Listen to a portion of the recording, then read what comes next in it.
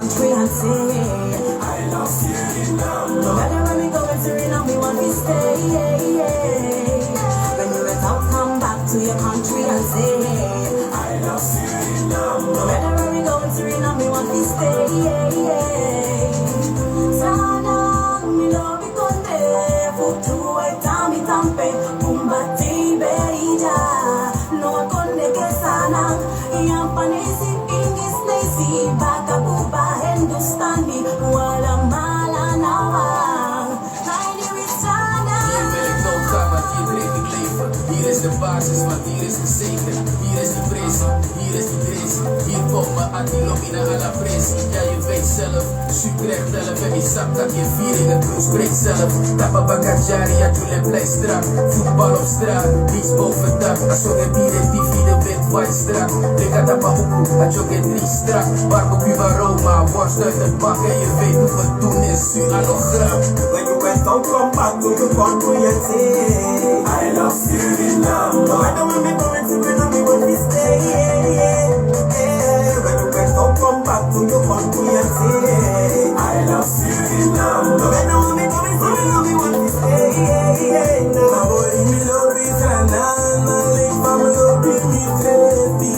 Come say, make me go back on this, so I me come back to Berry. Man, I will say go for by we take it that we necessary. Mama Krana, we are close to Chiffy, and I just say I'm in Sabi. Now we see me break while I know Palamoni, me go make you look about the big party, not a Fernando T. And die must stay, he can feel a shooty, die must stay, not a Fernando T. When you went out, come back to your country and say, I love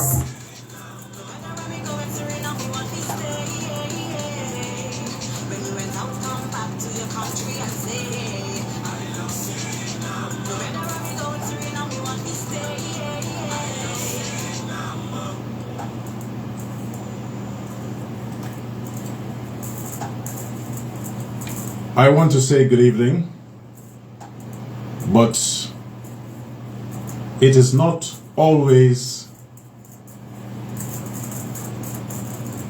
I find myself in the right frame of mind to extend a good evening. I'm going to play the song again that was performed almost 12 years ago by this amazing group of young people, very talented citizens of this land, Suriname, born and raised here. And they've put together this song that I've played from the inception. I've always featured due to the fact that what it represents, the lyrics, the unity, the emotions, you know, the part of me that by listening to this song causes to be unleashed. And I mean that in a positive way. I mean that in a very positive way.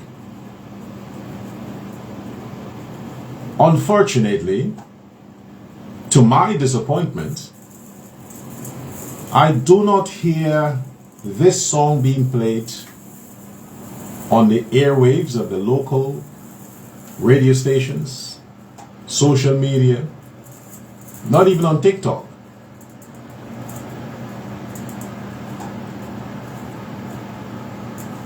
How quick we seem to forget. And this has been our own Satan, our own devil, our own Lucifer. The fact that we seem to forget so quickly. So I want to play the song again.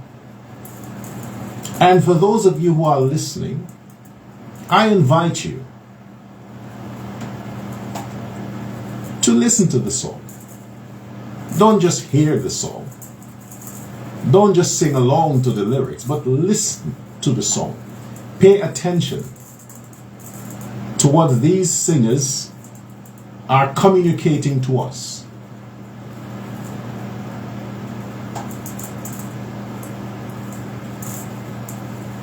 I'll play it again.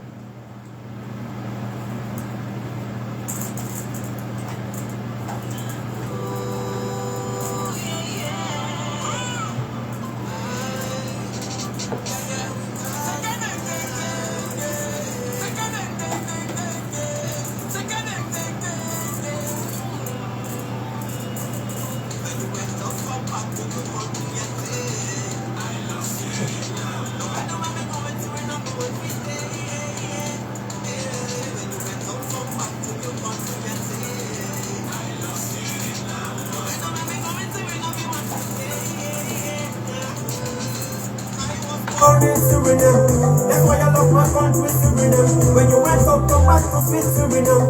Show this back to your father and Suriname. Chile veo, blessing me también.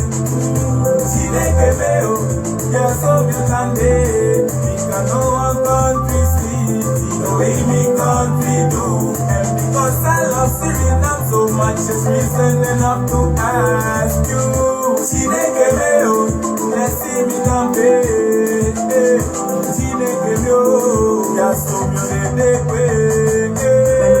Come back to your country and say, I love Suriname. no matter where we go in Suriname, we want to stay. When you out, come back to your country and say, I love Suriname. no matter where we go in Suriname, we want to stay. Sana, mi no mi konde, futu etami tampe, kumbati berija, no akonde ke sana, yampanesi ingis nesi, bakabuba Hindustani, wala mala nawang, kaini wisana. Wil ik doodgaan, maar hier breed ik leven. Hier is de basis, want hier is gezeten. Hier is die pressie, hier is die dressie. Hier komt me antilopina à la pressie. Ja, je weet zelf, Utrecht zelf. En die sap dat je viering, het bloed spreekt zelf. Tapa Bakajari, ja, Jules Pleistrak. Voetbal op straat, iets boven dak. Azongen dieren, die vierde wind, white strak. Drink at tapa hoekoe, het jog in drie strak. Barbecue aroma, worst uit de bak. En je weet hoe we doen is, Suanogram. When you went out, come back to your country and say, I love Suriname. No matter where we go in Suriname, we want to stay. When you went out, come back to your country and say, I love Suriname. No matter where we go in Suriname, we want to stay. Love me, love me, Sanan, love me, Grepi. Vamos a ver, we don't back on this, so I damn it, come back, baby. Man, I really don't go by me, then give that really steady.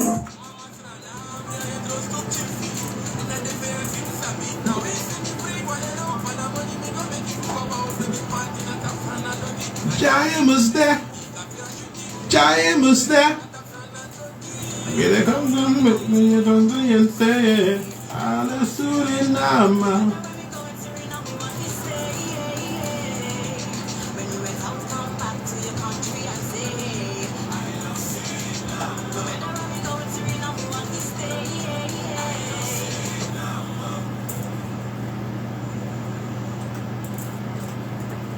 Thank you for paying attention to that song there. I love Suriname. What disappoints me,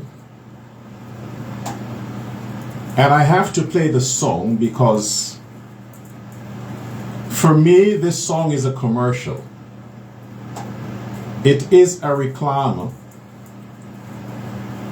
that I do my best to make sure that it stays as the featured theme song for the shows.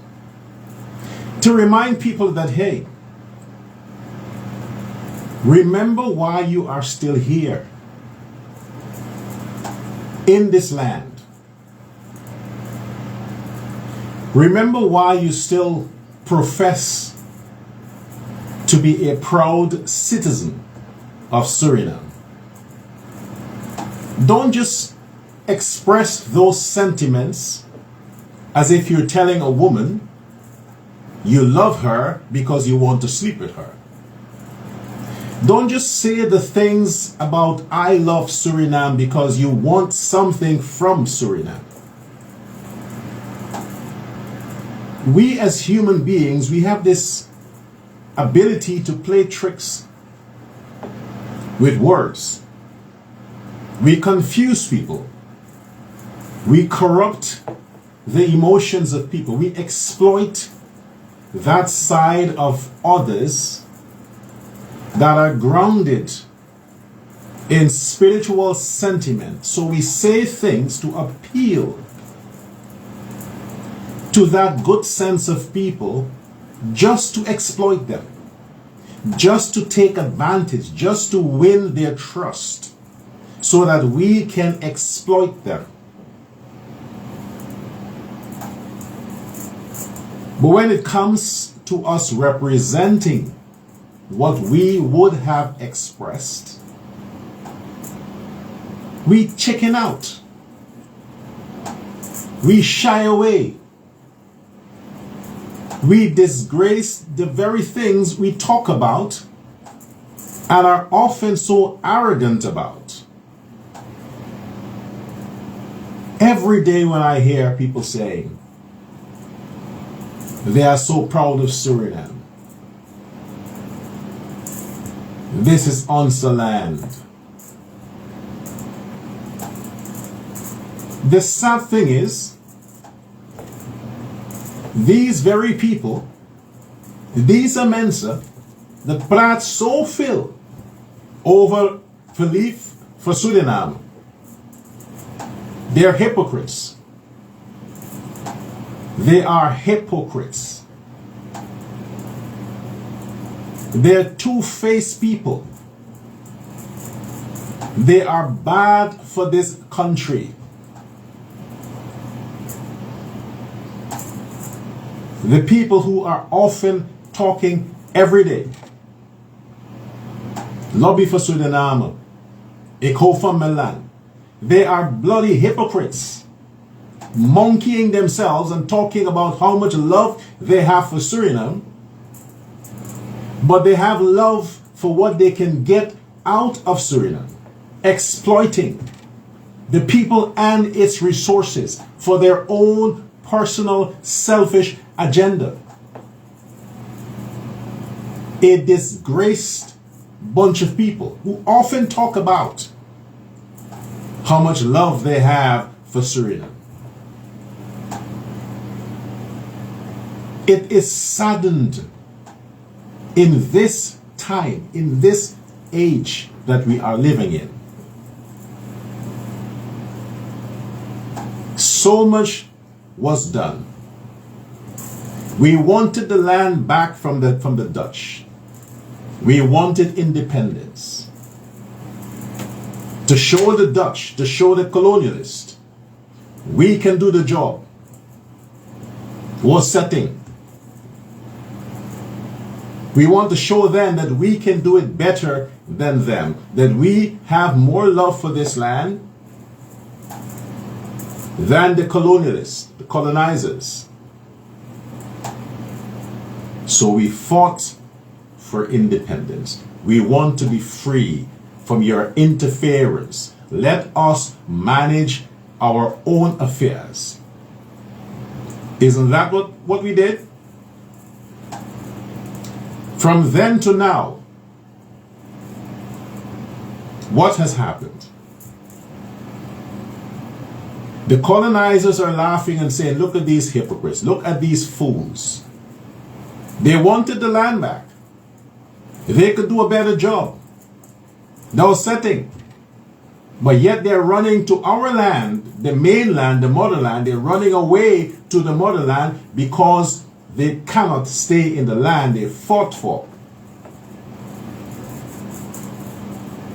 They're dying of hunger.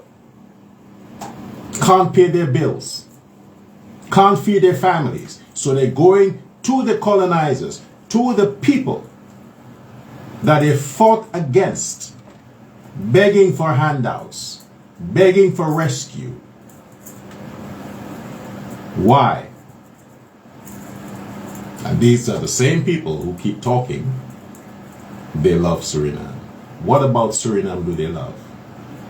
The land, the fact that they have access to wealth, the fact that they can exploit the gold and the diamond and the wood and the bauxite, the fact they can exploit the corrupt system, they can take advantage of weak politicians. That's what they love about Suriname.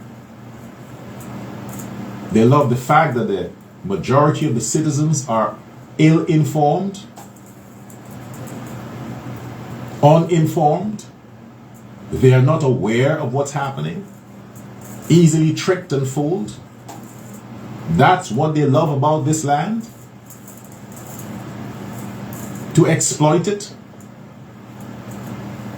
That's the love we're talking about. Is that the love that these talented singers are singing about? I love Suriname. That's what we're talking about. Let me digress here. A man tells a woman he loves her. What is the evidence of that love that he has for that woman? Is it that he loves the idea of being with that woman? Is it that he loves to have sex with that woman? Is it that he loves to be in her company, to show her off to other men, to boast about how pretty she is? Is it that he loves the woman because he can take advantage of her? He can abuse her. He can control her. She makes him look good. What is the love we're talking about here? So when we talk about love for land and love for country, what are we talking about? What is representative from our part to this land? Where is the love? Every day we hear that. I love Suriname. I love Suriname. We are jealous of other countries when those citizens from those other countries are promoting their country. We are jealous. We criticize. We badmouth. We talk down at those countries and their citizens for promoting their own land. But what do we do?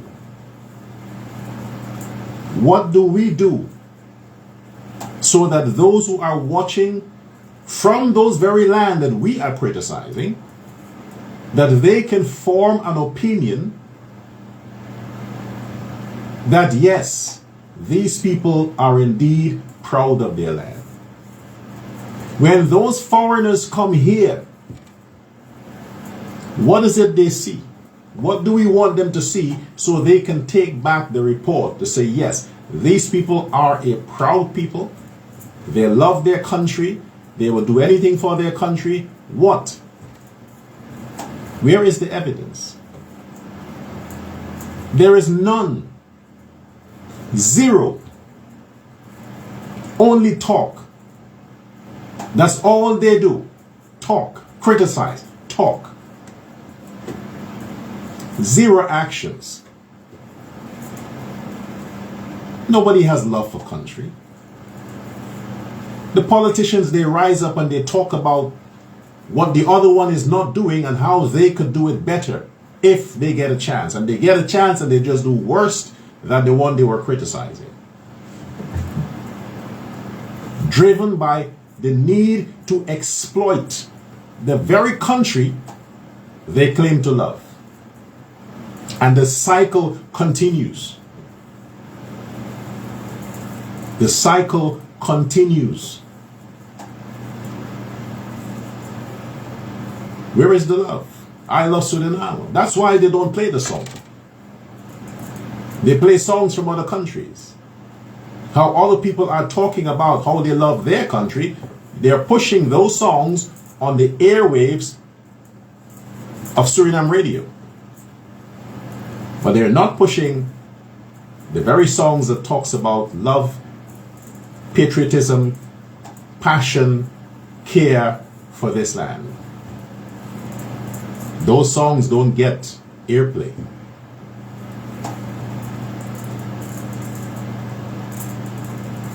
We are afraid that people may call us anti-world. The Americans boast about their country. They talk down on other countries because they think they're the best. What do we do? Now, why am I saying this tonight? I'm using this platform to highlight a few things that a lot of you already know. You see, hier voor mij is thuis. For me, it doesn't matter where I was born. I'm not responsible. Where my mother pushed me out. That's not my problem. I'm not responsible for that. I had no say in where I was born. What hospital, what country, what neighborhood. I was not responsible. So I am not kin to any land.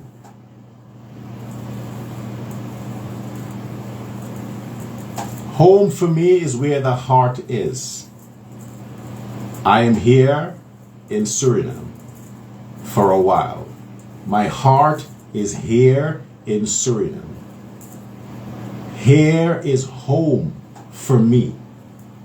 This is my land. If I had a choice, while my mother was pregnant with me, if I had a choice as to where I want her to give birth to me, I will say on the continent of Africa, the Congo, specifically the Congo, Democratic Republic of the Congo. That's where I would have wanted to be born. But since I don't have a choice, I didn't have a choice, I was born somewhere else. But right now I'm here in Suriname. And I'm not interested in where other people are. I'm not interested. There are people who tell me, associates of mine who are around different countries, America, the UK, and so on, as to why are you always promoting Suriname? Why are you still there? Why are you this? Why are you that? I said, I would often tell them, mind your own business. Be happy where you are. Focus on where you are. It's not your problem as to what passion I embrace for this land. I cannot criticize my home just to make my neighbor feel better because I am not happy in my home. No, I would not do that. I would never criticize Suriname. There are bad politicians here. They are the ones I would criticize. But the people and the land, no, I wouldn't do that. Because my experience taught me and continues to teach me that the Suriname people are a beautiful people. It's the politicians, man. For heaven's sake, the politicians make me sick. And the sad thing is that they come out of the people, makes you question the content of the people. Because how can a beautiful nation like this, a city of smiles, kaleidoscope of different colors, coming together in unison under one flag, how can such a unique nation of people produce these kinds of politicians? It's sickening. It's like a university. You do your best to give the best lecture to your students. You guide them. You do what is necessary. You follow the brochure. You follow the curriculum. Thinking that Upon graduation, they will be an asset to their community. And just upon graduating, the only job they think that will be suitable to them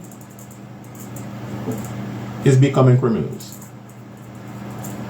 Robbing, stealing, fraud, embezzlement. So you're the professor, you're asking yourself, where did I go wrong? These were promising students. How didn't I see that this male or this female had this kind of inclination to be such a person? The same thing like a nation. You're asking yourself, we are largely religious, spiritual, believe in God. We try to grow up in a conservative, religious manner. A lot of the things that the rest of the world are busy doing, we are not identifying with that or making that a part of our culture. Then how can we produce these kinds of politicians? Where did we go wrong? They're just wolves who are pretending to be sheep just so you can trust them with your vote. Look where we are today. The colonizers are laughing. Say, look at these fools. They wanted independence. Look at them. Now they have to run and beg. I observed today an individual in one of these expensive vehicles in a time like this where life is so hard and the gas is like through the roof. Anyway, they have to know where they get the money. Anyway. But I noticed the person driving on the roadways and they just lower their window and just throw on the street a bottle to which they've just finished drinking a soft drink or a sap or something. I tooted my horn in protest, in disgust as to what the heck are you doing? You're driving a big fancy car and you're such a lowlife. You want people to think that you have status, you have status. You have this Mercedes, whatever they call them, Ford and all these fancy American brands that you are marketing for them. You can afford to drive these vehicles, but your character is a mess, is shitty.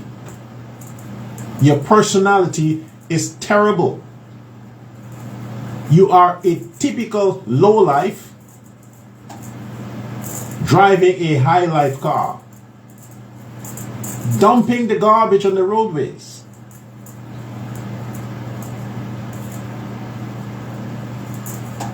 And you will think these people have some kind of standards.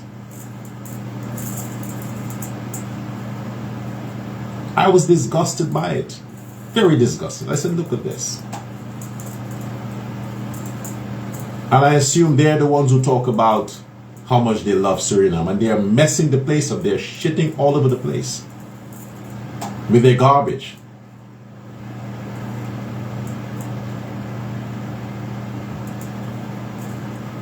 It is not easy to ignore these things. Because these individuals, they bring their personalities wherever they go. That's who they are in their homes. So that's what you get on the streets. This is why a lot of them need to hire help. They always want somebody around their house to clean up after them.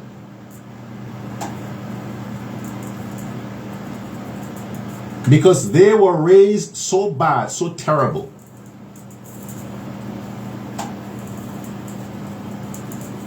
That they don't have the decency to put the trash where it belongs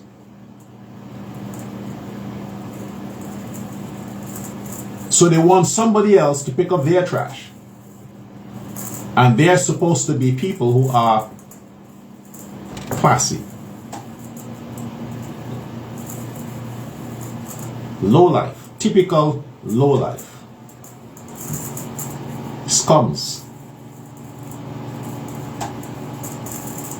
Only because they found some loophole somewhere and managed to earn some extra money so they can fling it in the faces of the hard-working average citizens who has to take a bus or take a taxi and have to contend with the meager salaries they're having or they're being paid. I'm going to get to the Lonely Hearts content agenda shortly, but I need to round off on this, and what also is a matter of concern to me is that I've noticed a news item, and this news item that I've noticed is regarding the military, the National Legion, the Suriname military, the organization that is tasked with the mandate of protecting this land. That organization that helps to keep the peace, to keep the citizens safe. That organization, the pride of the country, the pride of the nation,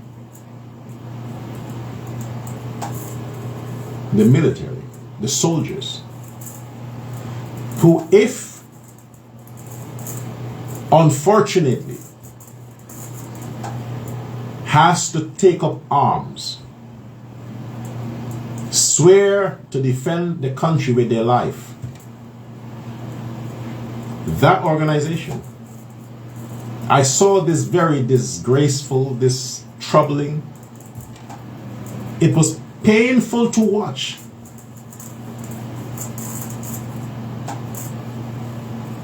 We've often said the way to a man's heart is through his stomach.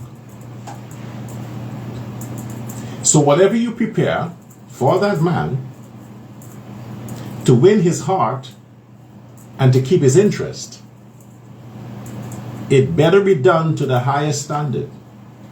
And that's a man in a relationship or in a home with his wife or with his family, with his girlfriend. He expects the highest.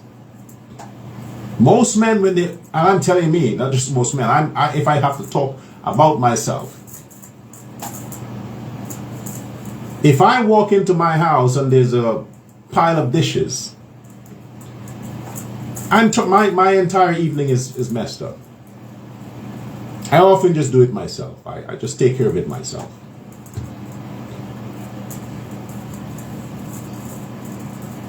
But this is the personality of most men. Especially when it comes to our meals, when it comes to the kitchen, when it comes to the home. Men are very, very particular when it comes to that. You hardly find a man with that nasty mentality that it doesn't matter to him what the condition his kitchen is in. You hardly find that. You don't find that much. I mean, it is a fact that women are the ones who leave their kitchen in a mess. When the man is on his way, then she tries to, get busy. Oh my gosh, he's coming home. Oh my gosh, I have to clean the stove. I have to she's pushing the kids. Daddy is coming. Your father is on his way. Go clean the sink. Go wash the dishes. Go. But in the absence of a man, most women are not too concerned about regularly taking care of their dishes. If they can afford it, they'll hire a maid to do it. But men are conspicuous when it comes to that. So imagine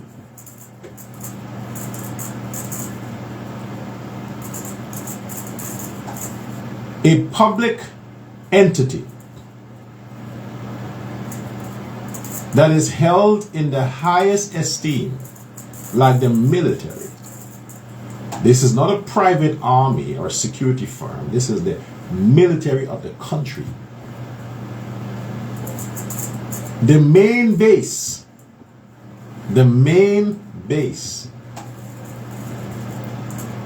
where the soldiers are waiting, where they're there 24 hours a day, alert, away from their families, giving service, because you never know when they'll be needed, are eating under those conditions. I have seen of recent, and you have also seen that, where restaurants, Chinese restaurants, were closed down, having their license revoked because of the unhygienic conditions of their kitchen. And that's private citizens, that's private businesses, lose their license because of the unhygienic conditions of their place of business. When you're dealing with food, you're dealing with people's health. Look at the military. Imagine the military. Look at their kitchen, where they're cooking food for soldiers, grown men and women, who by all means maintain a better, higher standard in their own homes. But look at what they are subjected to from the country. That's our pride. That's our military. This is how we treat them. Is this how we treat them? These are not animals. These are not preparing for pigs or dogs. These are human beings. Human beings. Educated people that we are supposed to keep healthy and fit. That's the condition of the kitchen, the place that their meals are prepared. Who knows for however long that place was under those conditions? And you are talking about being a government of the people? How much would it cost? I mean, seriously. You have ministers. One recently lost his job, that are fingered in corruption for millions. Just lost a job.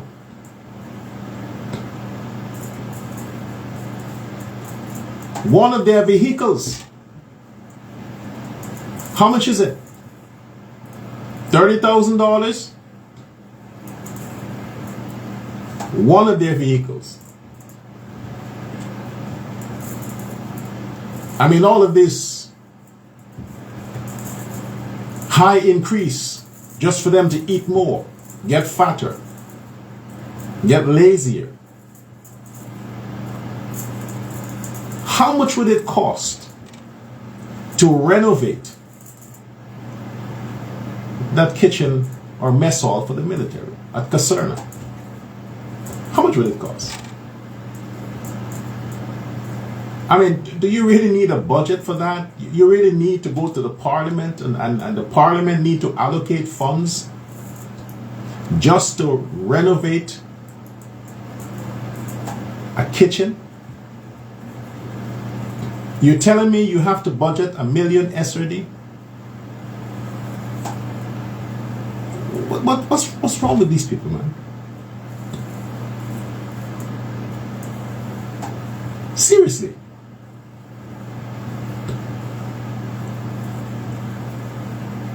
Is it that they want a private restaurant or catering service to cater now for the meals of the military?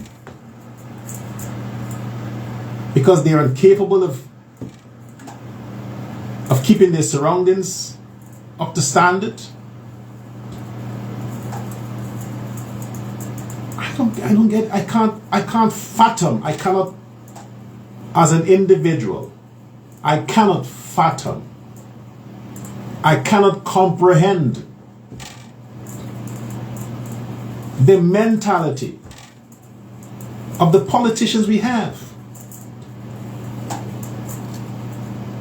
I mean, you have, the military has education system where you train people in nutrition and health, and the military has doctors, scientists. I suppose they have all of that. Don't they? I mean, the military is a place where you have to be perfect in terms of your appearance. There is constant inspection. Your bed area must be clean. Your hair, your nails, your teeth, your clothing, your shoe. One of the best standards of dress is the military. You mean that's all that matters? Nobody inspects. Nobody goes through the compound, goes through the kitchen, go into the toilet area. Nobody does that. They're only concerned about clothes and shoes. And there is no one that is inspecting the sanitary conditions of the compound where these soldiers are kept. No one is interested in that.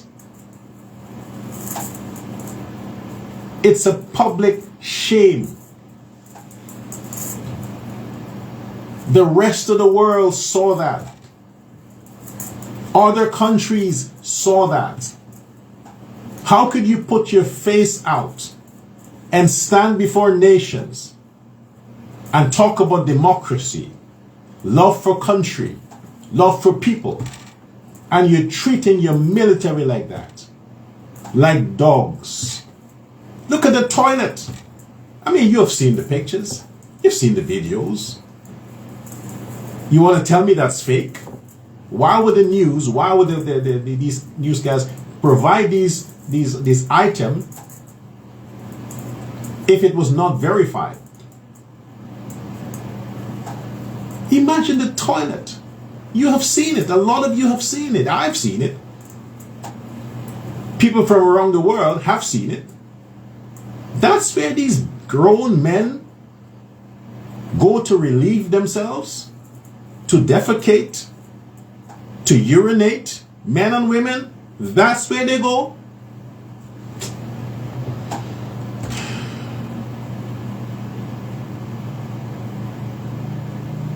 It's sad, it's sad, it's sad. It's really sad.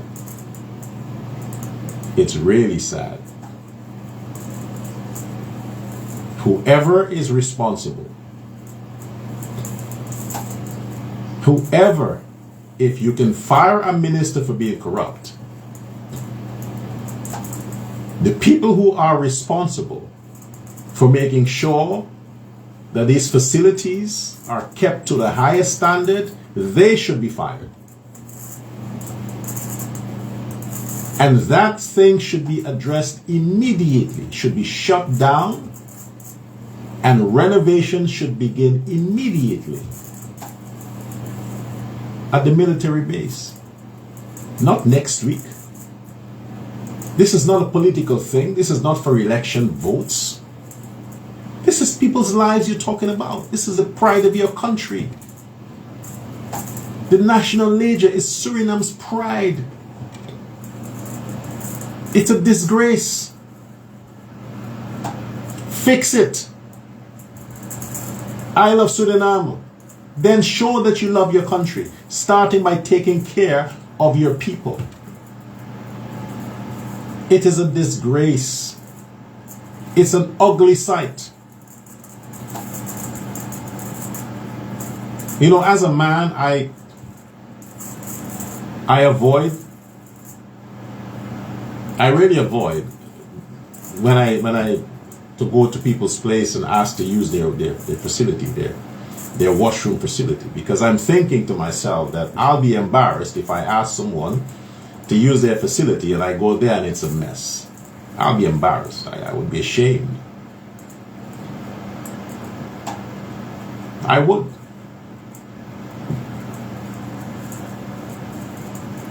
I mean, there are the open bar toilets around the city. Once I'd used one, and I was impressed. One of where the line bus, thanks to the NDP government for providing those facilities. But I was impressed. Clean, well kept. That's a public facility. Well kept. I mean, come on, this is the military. That's the military. And it's so disgraceful. But the public facility is of a higher standard than your military. Anyway, enough politics for tonight. Let's get down to the other issues. Maybe I'll start cussing. That would be nice. So let's talk about it. I want to address something else that concerns me. One, you see, I have to know about me, okay? I cannot talk for a different culture. I cannot talk for Yavans of Hindustan, of Chinese, of Caucasians. I can't talk for them. I'm not a part of their culture. I can talk for black people. Okay, I know the black culture. I understand the history. I know. I can talk on that basis. And this is what I'll say. It is not enshrined in our DNA as black men. It is not knitted. We have not inherited from our ancestors certain characteristics as it relates to physically abusing our women. I'm going to simplify this. Beating a woman, your foam vrouw, your naka vrouw, and I want black man is not a black people thing. Abusing a woman, hitting a woman, disgracing a woman, embarrassing her in the public, humiliating her, it's not a black man thing. It's not in our DNA to do that. It's not. The same way homosexuality is not in our DNA. Gay stuff is not a black man's thing. It's the same way beating women, hitting women, abusing women is not a black man thing. I will know that because I understand my culture, my tradition, my heritage. It's not our thing. Why then do some do it? It's because they caught the disease from other cultures. You think it's cool, like smoking cigarette, drinking beer. It's not a black man thing. It's not our culture. Our culture is not smoking cigarette, drinking beer. It's not a black culture. It's not, we are not inclined to go down that road. Naturally, we do not lust these things. We have copied other people's culture. And as a result of that, we are suffering for that. The universe is whipping us as black men for hitting our women. Hitting us. We are being punished. Not we, I'm excluded. Because I don't hit women. I'm excluded. But the rest of you, remember I'm saying, I can't speak for other cultures. I can't. They have to speak for themselves. But what I'm saying is, it is not a black man's thing to physically abuse women. It's not. And when you do that, the universe, I'm talking God stuff here. I'm saying the universe. You want to say God, that's your problem. Okay? I'm telling you what to say. Don't try to religiously correct my statements. I am saying Mother Nature, the universe, always gives justice to women. Always. So when you beat up on women, black men, if you're listening, when you hit the woman, when you beat up on the woman, you will be screwed. You will be punished. That is one thing you can't escape. You will be punished when you hit women. Because it is not a thing for black people. You want to know what is a thing for black people? Worshipping women. Adoring, spoiling, celebrating, literally worshipping, praying to women. That's our culture. That's a black man's thing. That is an ancestral practice for thousands of years. We are a people that worshipped women, not men. We worship our women. We adore, we celebrate, we love, we are obsessed with our women. This is why we as black men are always so horny around our women. Everything we think about is sex when it comes to our women. It's not because we're animalistic. It is a sentiment of adoration. You love the smell of the food so much that every time you smell it, you are hungry, you want to eat, even if you've already ate. You can't wait for it to be digested. You can eat the food you just smell. That's how we are cultured from the beginning. We worship women. What happened? What happened? How did we become like this? Killing women, beating up on women, humiliating women. How did we become like this? And I'm talking about your woman. I'm not talking about a public platform. I'm speaking specifically to relationships. Man and woman. Husband and wife.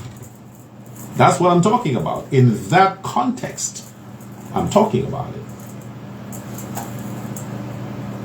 Yes, you can criticize the ills of the black woman because when she behaves a certain way, you are embarrassed. You are humiliated. When you see that, you're like, How could a sister behave like that? Yes, she makes you feel ashamed. She don't have to be your wife or your sister or your... The fact that she's black and behaves a certain way, as if she's white, denigrate herself, yes, you'll be embarrassed. You criticize that, of course. But if it's your wife or your girlfriend, your partner, and you are, for some reason, so weak, so insecure, that you cannot control your emotions to the point where you're going to lash out, use your hands, and inflict physical harm to that woman. What is your justification? What? You grew up in a white neighborhood? You grew up with other people? That's your justification? All the things that we do that are not unique to our culture, our DNA, it is nurtured into us. We've learned that by virtue of socializing and mixing. We've learned people's culture. We took, unfortunately, the bad from those people's culture and introduced it to the pure culture that we already had before the existence of these other people. We worshipped women.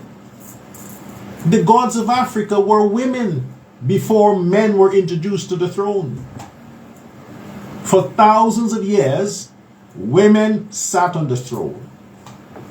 Goddesses were goddesses. There were no gods. We worshipped women.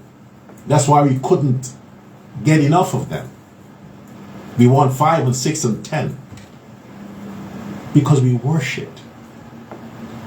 Women were good for us. When something is nice, we want more of it. We love cars, right? So one car is not enough. We want different models of car because we love cars. How can you love something that much that you can't suffice with one, and that same thing you want to drive it into a wall and just crash it? And you're supposed to love this thing. Women are greater than that. They are livable, living creatures. Endowed with divinity. How can you? It's okay to be emotionally disturbed. That's what makes us.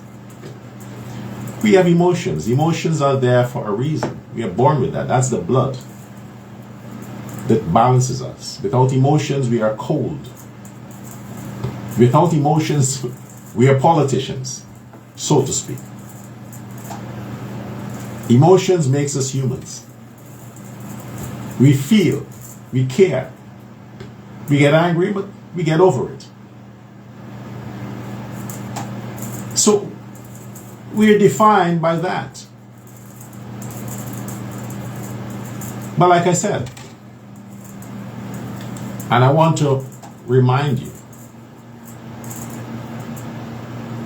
we are protectors. We are protectors as men.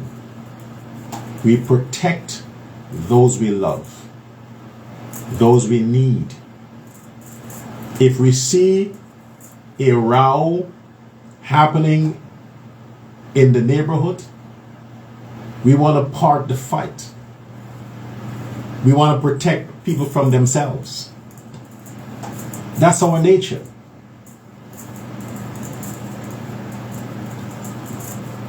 But who is going to protect your wife from you?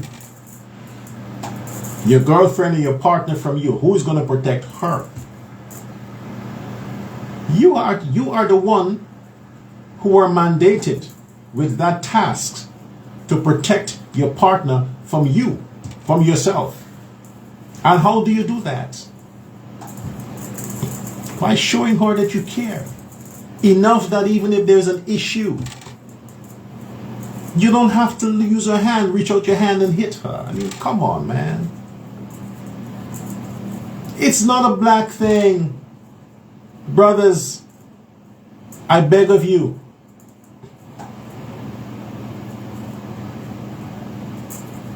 I exhort you.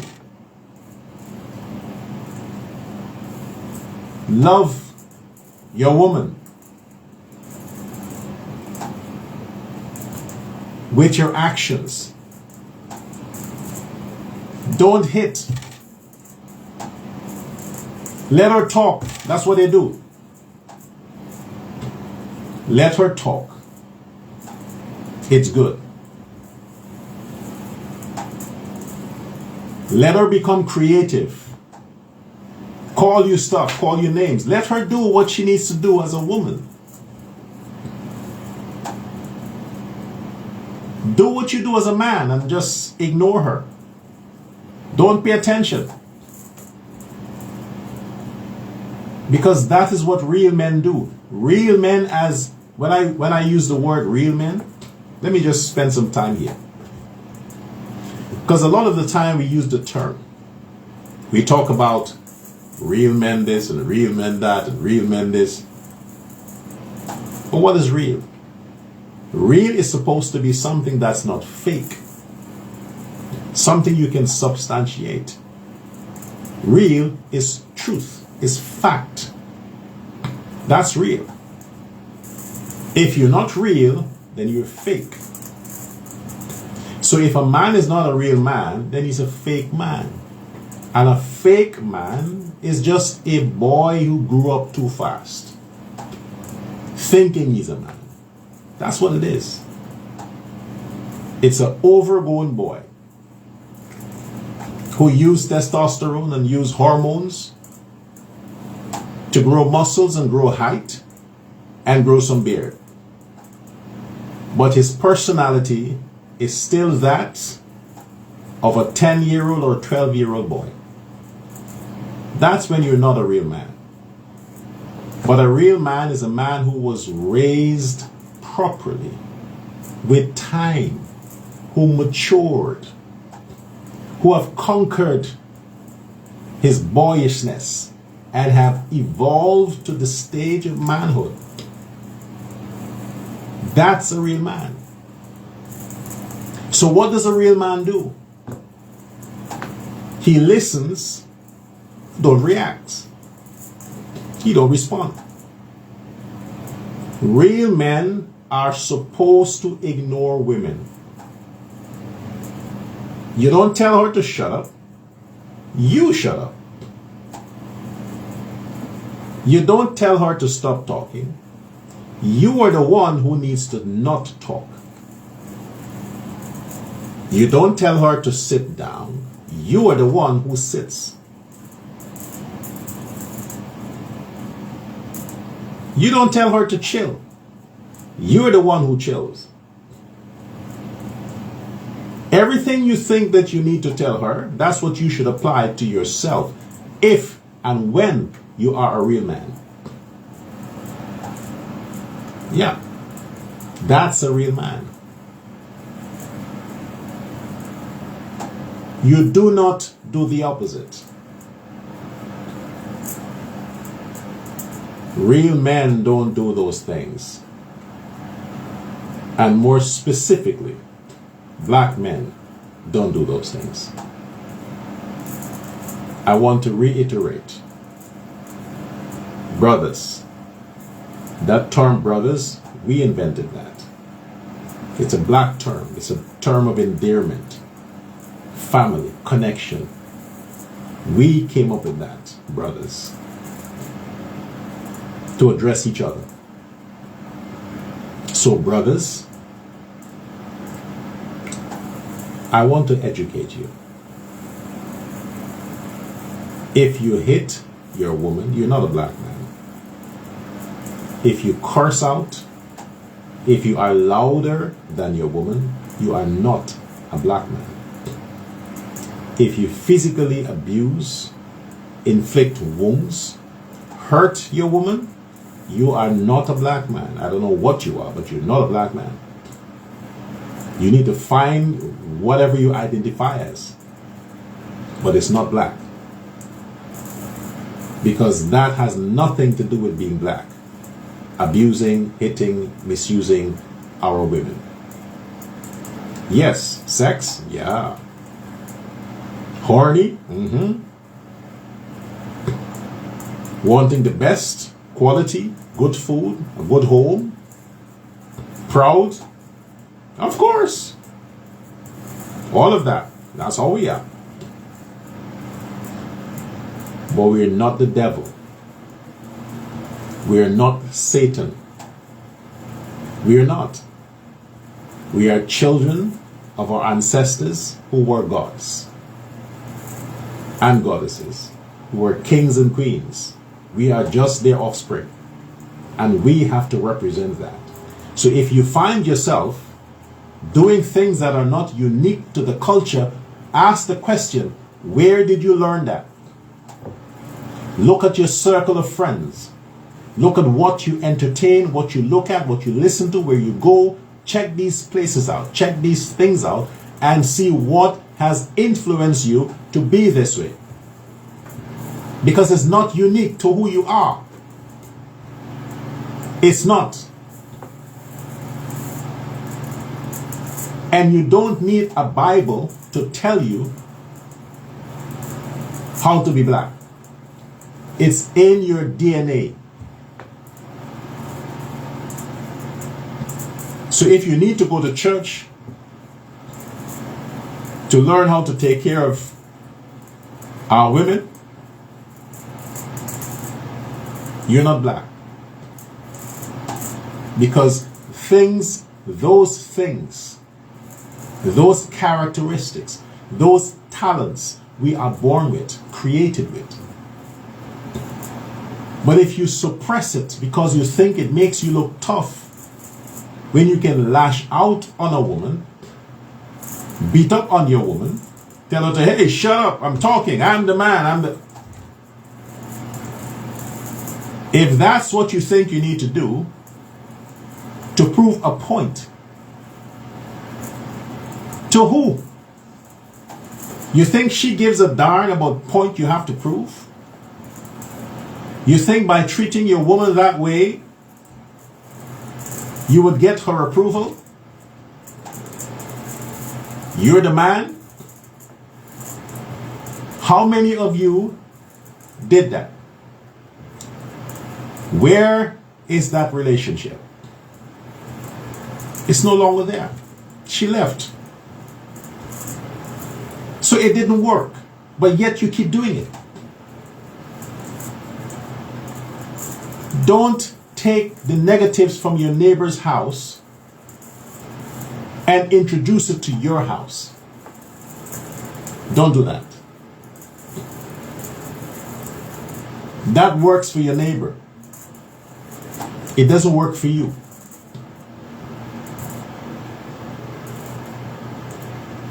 Be who you are. If you want to be black, be 100% black. Don't talk black.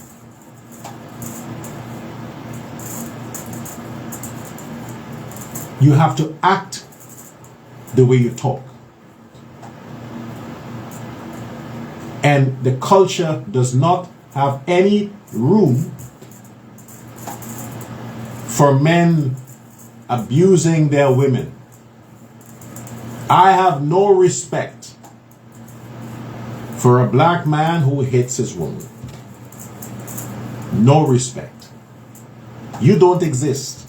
You are not needed in the community. If you hit your woman, you should be expelled. Because understand, the most important aspect of our consciousness is that all humans Every human being, every human fetus was conceived as female before the split to male. Yes, we were all conceived during the development process female. Then, with the chromosome thing, a boy will come. But we were first female, not male, female. I've often said,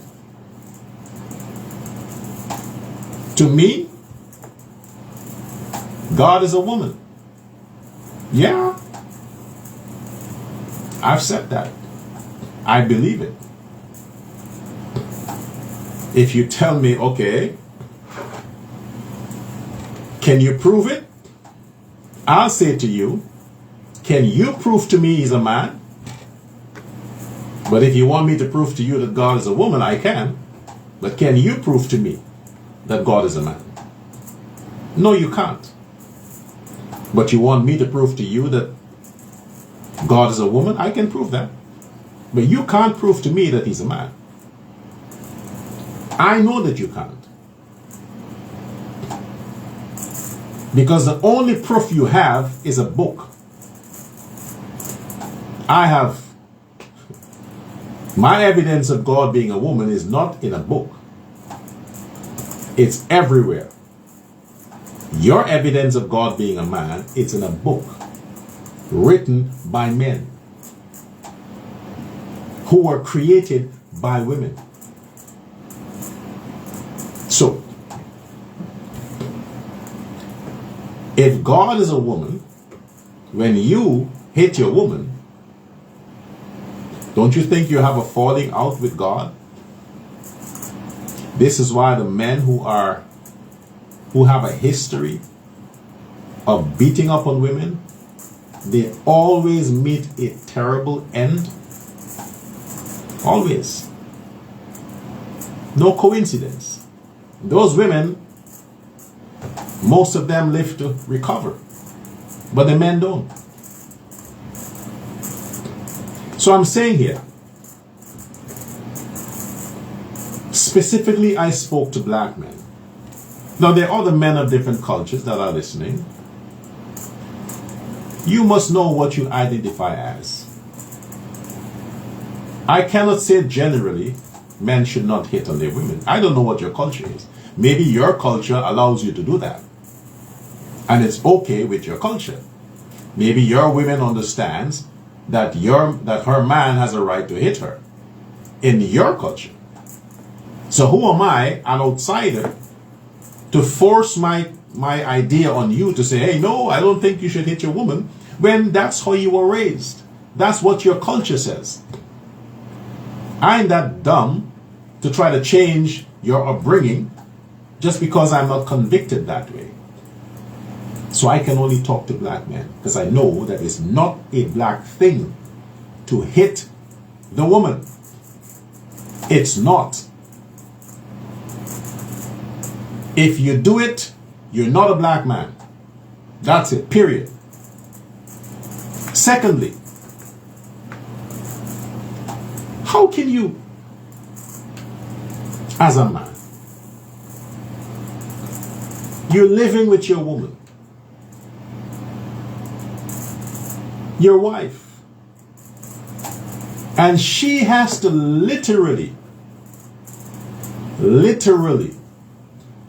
now I have learned by running into fans and people who follow the show that I have a lot of educated people who follow me. Educated people. People who are university, generally speaking, people who are very versed in the English language. They practice that. It's a part of their everyday life. So They tune into the program because, one, they can identify with some of the things I'm saying, and two, English is their strong language. So it's a universal thing, and everybody here in Suriname speaks English. Everybody. If you don't, well, too bad. So I maintain that because I'm talking to the people that I need to talk to. They can translate it how they wish. So I'm saying here,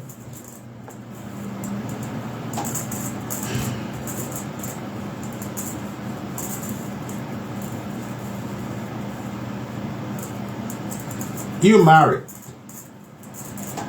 You're living with your wife. You're living with your partner.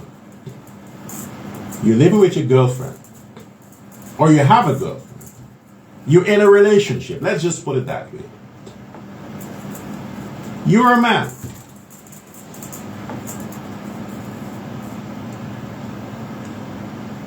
What has motivated you? Not motivated. What actually drove you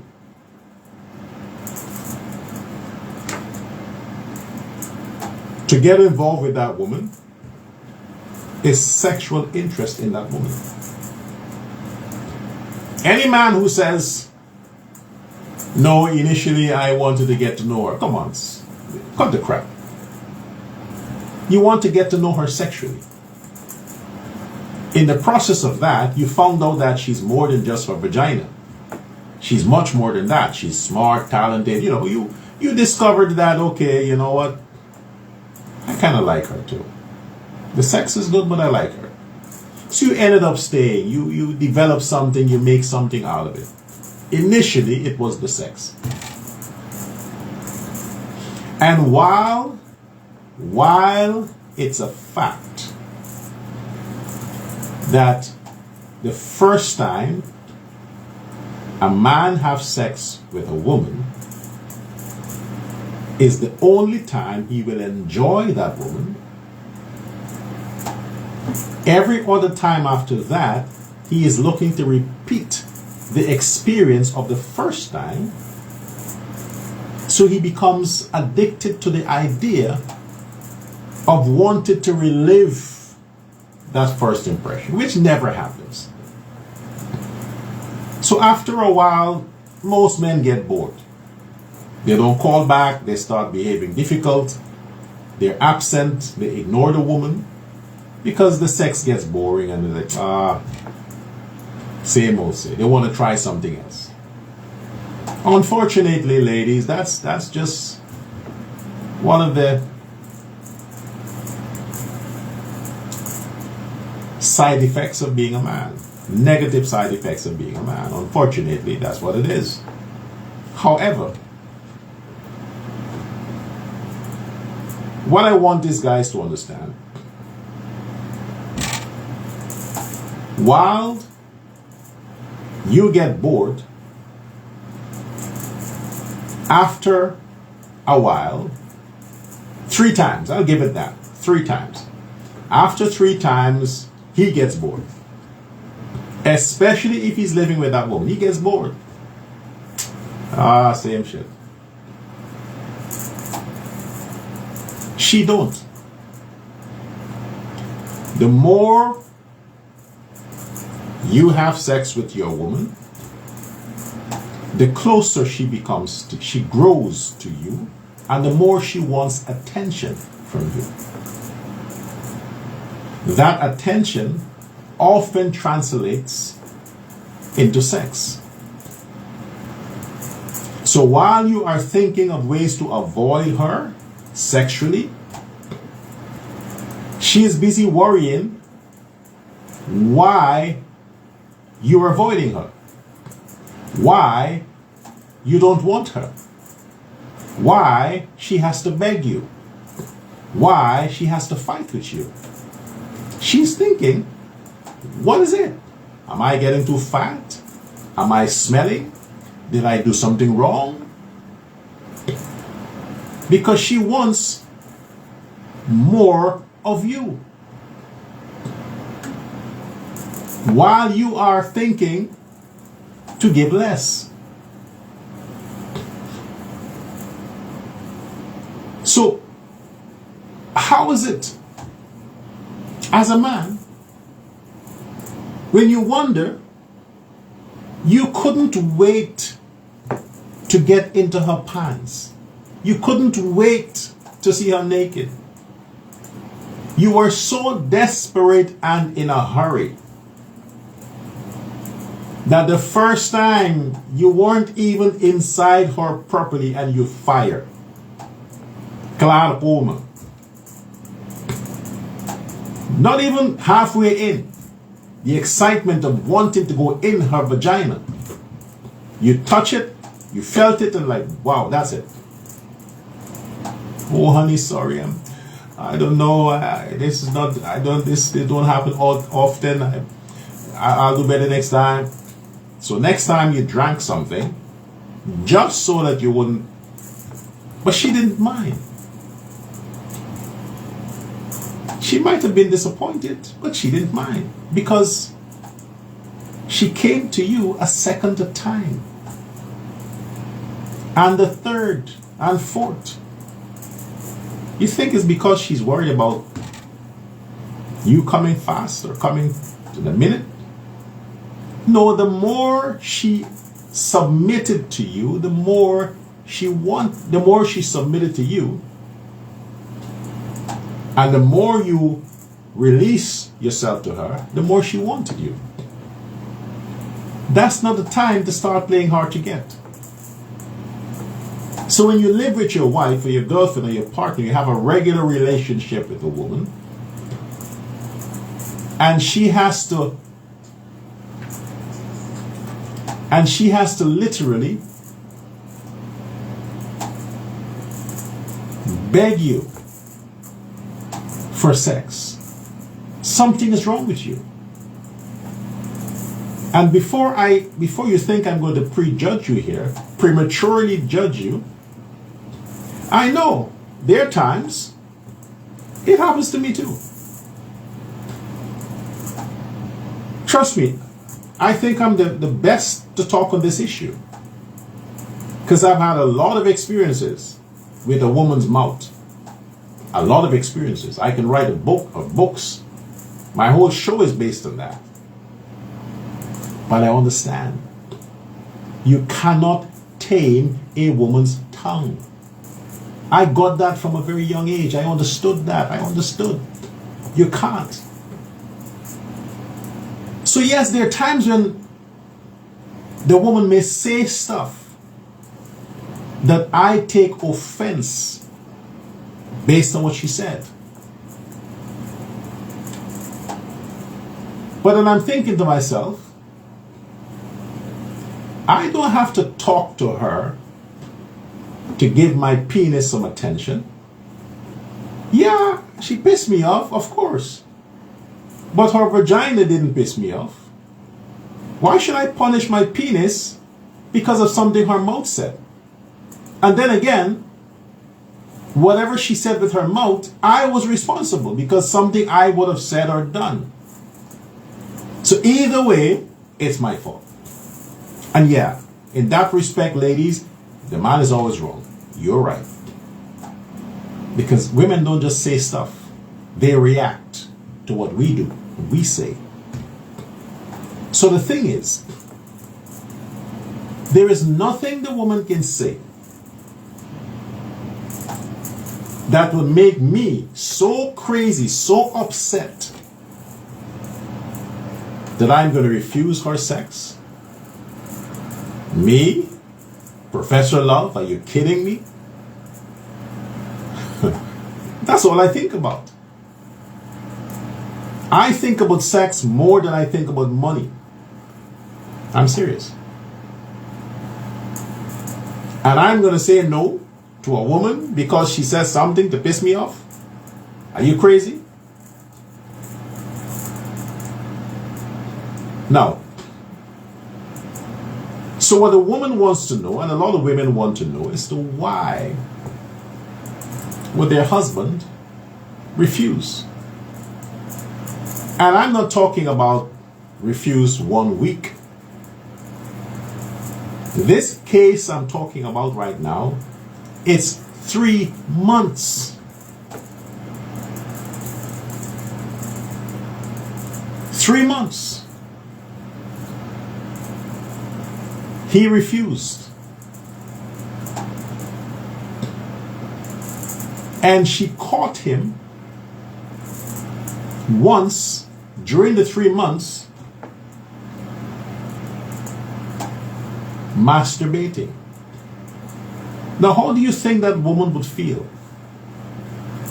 to know that she is begging her husband for sexual attention and he's making excuses while at the same time he's masturbating? So it's not a case that he's having some ED, erectile dysfunction. It's not as if he's having some issues with his penis.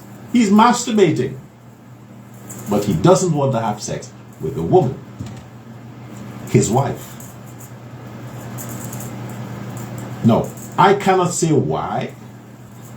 I haven't spoken to him. I can assume what could be some of the possible reasons. Now, even if a man has a woman or a side chick, ladies, you need to understand how this thing works. If a man has a side chick, he will not ignore his wife at home. The guilt in him of having a side chick would make him desire his woman at home even more, just so she wouldn't suspect.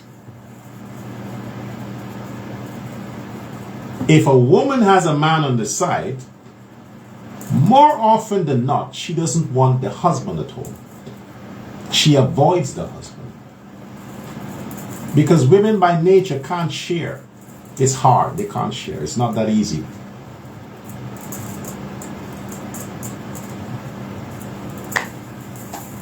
But men, we can't deal with guilt. We just can't manage guilt well. This is why a lot of men are in prison. They give up too quick. The burden of guilt is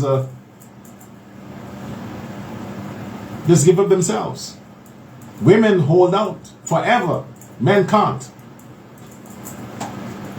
So if he's ignoring the woman at home, it's not because he has a side chick. No. It's not because of that. So this is not about another woman. Something deeper.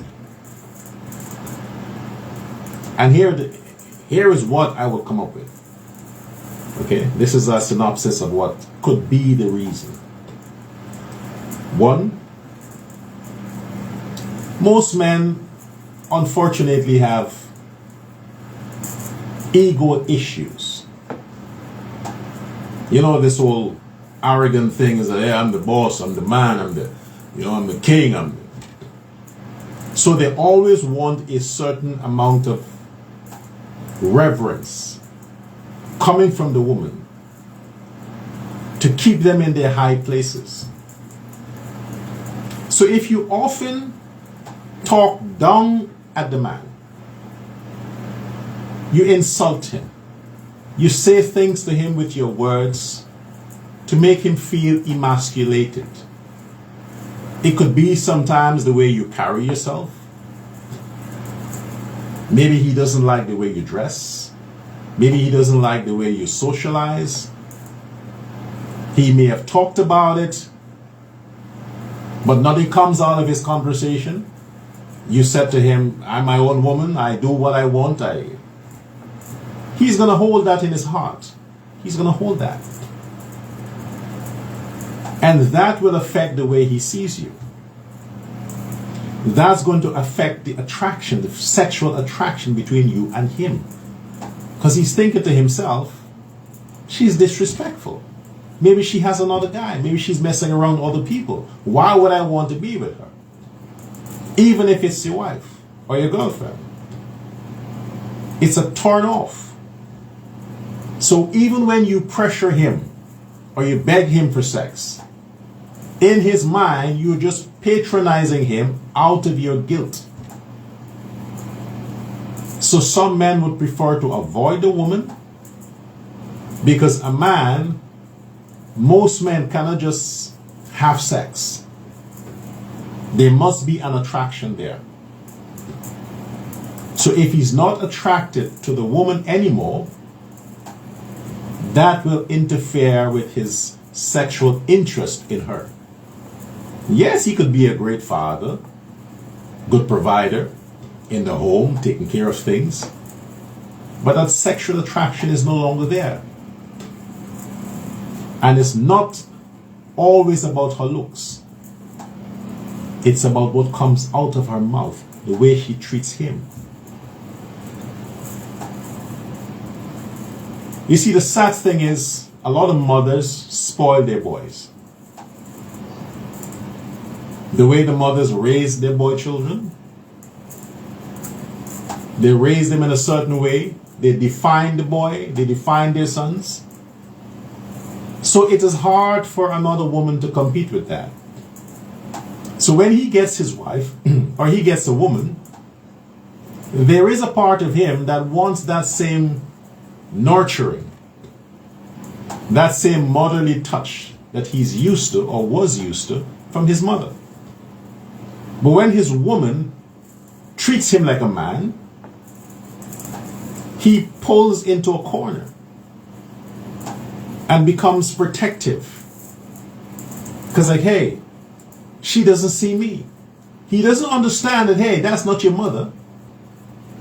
He just wants the same care, the same attention, unconditional love, and all these kinds of praises and fanning. And when the woman does not deliver that, he feels betrayed. He runs to mommy. And then that sexual attraction wanes. It just, the fire gets dimmer and dimmer and dimmer. Then eventually it's out. Then you get the smoke. Then the smoke dies, and then you just get a cold candle. And oftentimes when it's cold, that's when it's done. When it's dead. But the fact that he's still there, it meant that the connection might still be there. The need for the woman is still there. Just not the sexual need. So when he's masturbating, he might very well be masturbating to something he sees online or some other woman somewhere, innocently. But the interest in that woman, his wife, his girlfriend, is gone. And unfortunately, because of not knowing exactly what to do, because of the fact that there is no blueprint that tells the wife or the woman how to deal with that, the feeling of rejection, the fact that a lot of us men don't understand that the more attention you give a woman, the more she wants. The more sex you give a woman, the more she wants with you. When that sense of rejection becomes apparent, and that woman embraces the reality that, okay, he doesn't want me anymore, he has another woman, I'm not attractive anymore, she becomes now on the defense. She has to now work to establish a premise that, hey, he's wrong. Other men find me attractive. Other guys are crazy about me. She may have just had sex with somebody else and say, why is it this other guy is all over me and my own husband doesn't want to give me attention? She has to look around for some validation or confirmation that, hey, your husband is correct. or he's wrong. When all of that happens,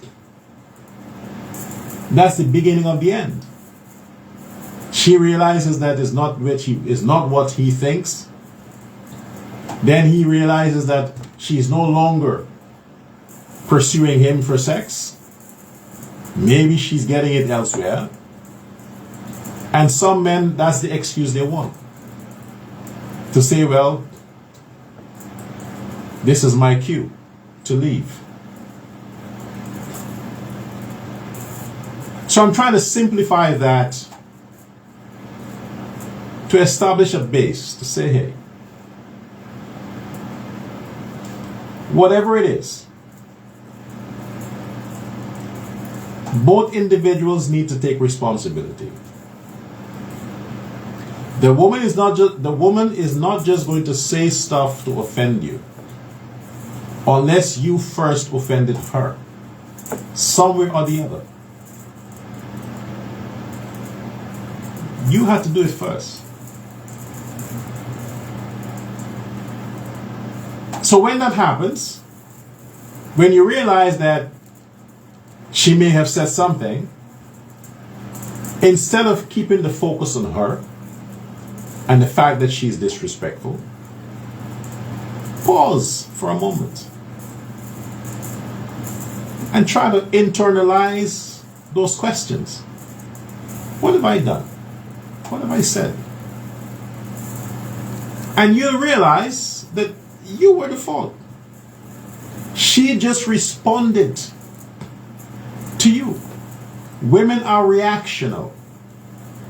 I tell men all the time, women are not leaders, they're followers. They follow the man. A woman can lead herself. She can lead an organization. She can lead a country. She can lead a business, but never her relationship. Now, women are not prepared to lead their relationship. It's a burden that they don't want to carry. You have to take on that responsibility. They will just walk behind you. As a matter of fact, jump on your back, and you have to jockey them. That's the best position for the woman. You have to carry her when it comes to the relationship. She's not going to carry you. She would carry everything else. The kids, the business, the country, but not the relationship. If it seems like she has to carry the relationship, she'll let you know. And more often than not, it's not in the terms that you would be happy with. So you find it offensive. But you don't react. You question yourself as a man. What is it that you are not doing right? Not all relationships are meant to last. No, that if I should say that, I'll be fooling you. I'll be misleading you. Life is not meant to last. So does relationships. They're not meant to last. I've often said the only relationship that will last are the ones you have in which you have something in common. If you have children together, that will last. But it doesn't mean that you're in a sexual relationship. A relationship has nothing to do with sex. It's about what you have in common. What are you relating to? But in terms of being together in a space, you have a physical attraction, you're sharing your time together, then that's the whole point. How do you deal with the conflicts that may arise because one is not pulling their weight and the other one is not capable of carrying the weight, but has to make adjustments. Men were built to carry weight.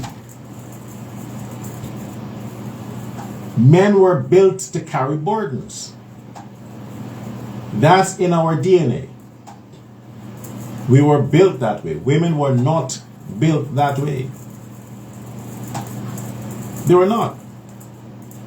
A woman always needs a shoulder to lean on when it comes to relationships. She don't want you leaning on her shoulder. It's not built for that. That's for kids, not for a man. A man's shoulders is not for kids. It's for the woman. She has to lean on your shoulder as a man. You have to carry her burden. She carry the kid's burden. But you have to carry her burden. And if her burden is sexual attention, you have to carry it. Or step aside so another man can do it. Remember, I've said initially in my opening remarks, it's not an item in black culture, in a black man's DNA, to punish his woman. It's not a part of our DNA. If your woman needs sexual attention, give her sexual attention. You can deal with the anger after that. Give her the attention, then you can go sleep in the couch.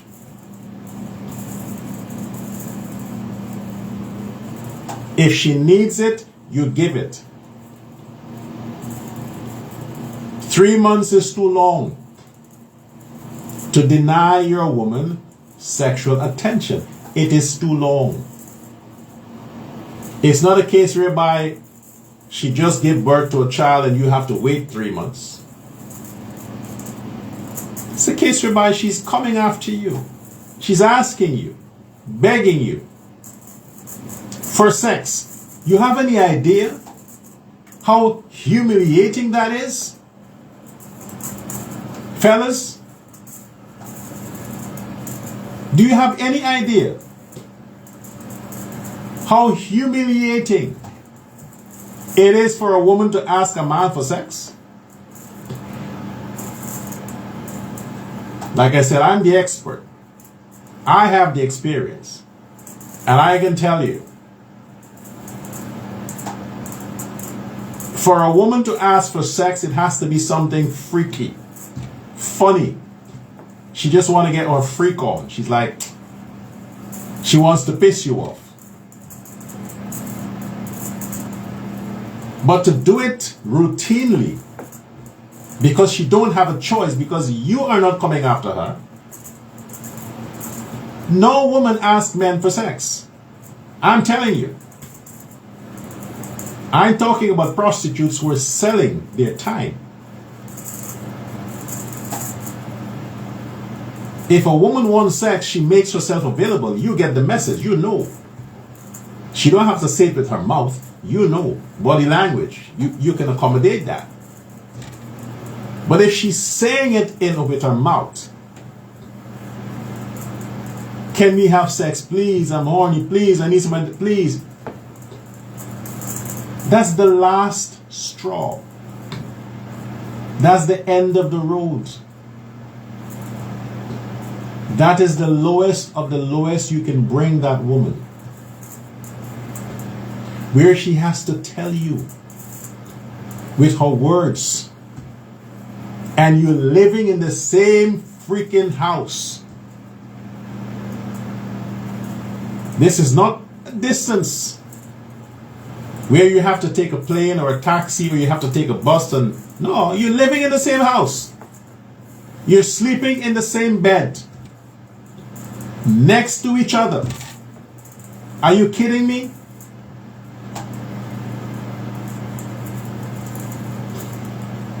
You know, I can recall back in the day. There are times when I may have gotten home a little late because I'm always Dr. Love. Always. I've been this way forever. Since I'm 19 years old. I've been this way forever. So I'm always in the media. So there are times when I have the shows late, you know, and the woman might be home waiting. She falls asleep. And you know, you don't want to molest the lady, like wake her up and what. Okay, let her sleep. And I have memories where, because of the fact that sleep did not disturb what her body needed, I wake up to my woman on top of me. Yeah, wake up in the act of sex. I'm still sleeping and she's riding away because my dick was hard. She got it up, I don't know, in my sleep. It just responded. I opened my eyes and there she is. She needed it, so she took it. Now, when I say, oh my, I'm tired, it goes, no. I had an obligation. And there are times when I would provoke and you know, it's midnight or 1 in the morning and I just try to steal one or steal. But when a woman says no, it's no. Even if it's your partner, if it's your wife, your girlfriend, if she's not in the mood, she's not in the mood. You can say whatever you want. She's not in the mood. But that's how women are. She don't want, she don't want. Doesn't mean she don't love you. Doesn't mean she don't need you. It means she works with nature. And if nature hasn't called, nature didn't call, she has no nature calls, and she's about to sleep or she's in sleep, her body will not respond. Because there is no nature call. When I say nature call, I'm talking about the fact that her body needs sexual attention. She might be ovulating, she might be just about to have her menses, her period, or just finished her period. Around those times when it's irresistible, the urges for sex is irresistible, and she has a man at home, so she don't need to masturbate, and there's a man right there. Those times, you can disturb her whatever time you want. She'll be ready. But when those times are not there, we must understand as men, we are not built the same. Now, if that woman is asking you for sex, brother, a woman would have no issues asking you for money. She would it is easy for her to ask you for money or to buy her something, give her money, take her somewhere, buy her a gift. Easy. That she will do without thinking. She don't care about your response. But not sex. Because sex is something else. A woman is not supposed to go after a man for sex. A man goes after a woman for sex because the man has the penis that is protruded. The woman has the vagina that is on the receiving end, receded. It goes in. Penis goes out. So So if the vagina goes in, how can she be the one coming out, going after him? No. He has to go after her until he make contact. And the more he goes, the more she backs away, because that's the whole mechanism. That's the whole psychology.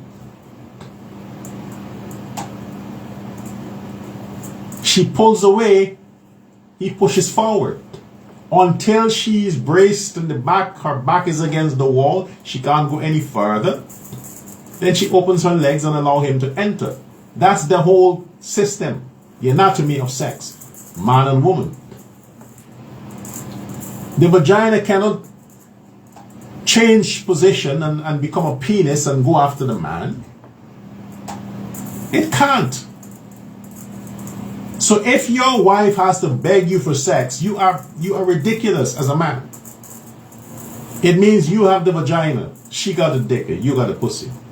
That's what it means. She is not supposed to beg you for sex.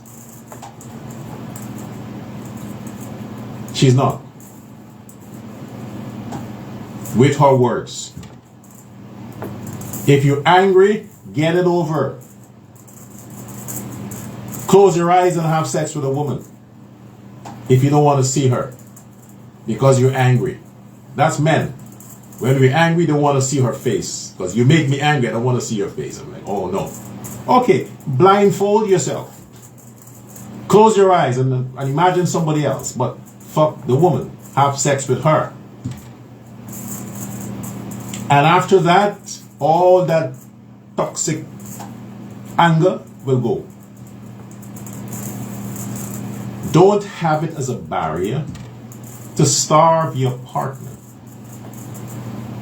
That's a weapon women use. Let them be women. Let a woman be a woman. She's going to use the weapon of sex to manipulate you. Fine. She's going to use the weapon of sex to get you to do what she wants. Fine. That's what they do. We men, we love a challenge. Take it up. Let her be her. You can use your money to control her. You can use your money to get her to do what you want her to do. She use sex, you use money. Fair game. But don't refuse your woman sex. No amount of money can compensate for you turning your woman down when it comes to sex. You can't buy her gifts and think it will make her feel better after you turn her down sexually. It's better you break the promise of gifts and money, but you keep your responsibility when it comes to sex with your woman. Don't ignore. Don't punish the lady. You have a duty. If you can't fulfill that duty, step aside.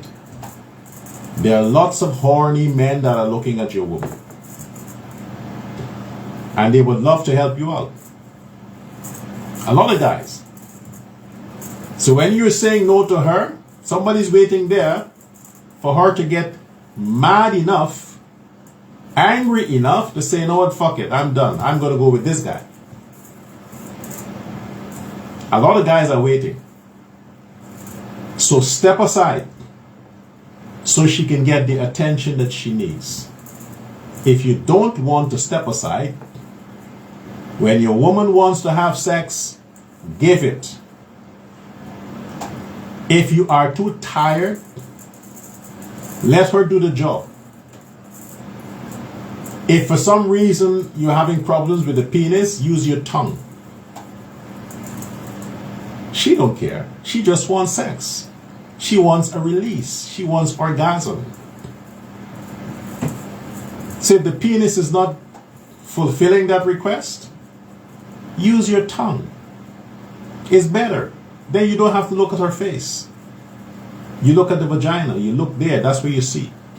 Eat the pussy. Give her the attention she needs. But don't be an asshole and selfish and say because you're angry, you have issues, you have personality issues, with your little ego and deprive your wife or your girlfriend or your partner because of something she says or does. Anyway, thanks for watching. Thanks for listening. This is Dr. Love saying, until next time.